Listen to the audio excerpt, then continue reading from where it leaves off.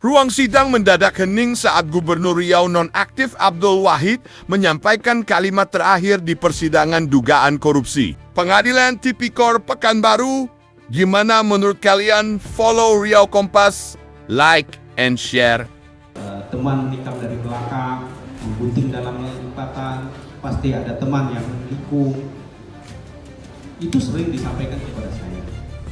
Tapi ingatlah, yang penting kejujuran dan keikhlasan itu ditanamkan dalam hati. Maka ketika saya jadi politik,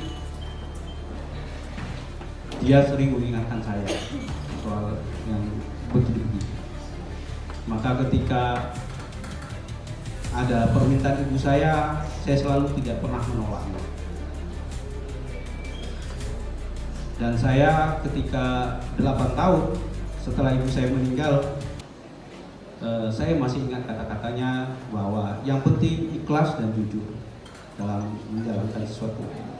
Dan jangan jabatan menjadikan tolak ukur dalam segala sesuatu. Semenjak itu saya tidak pernah menjadikan jabatan ini sebagai panduan hidup saya. Saya menganggapkannya sebuah pengabdian. Dalam jabatan politik saya tidak pernah keluar uang dalam rangka mengejar jabatan. Tidak pernah, saya bilang tidak pernah. Dan saya tidak pernah merebut jabatan itu dengan mati-matian. Dan saya mencalonkan DPR RI itu juga waktu itu permintaan Ustaz Abdul Somad juga suruh saya maju DPR. Dan tidak pernah keinginan saya untuk jadi gubernur. Dan ketika itu juga beliau yang meminta saya untuk jadi gubernur. Dan ketika itulah saya tidak merasa bahwa jabatan ini adalah hal yang perlu saya miliki.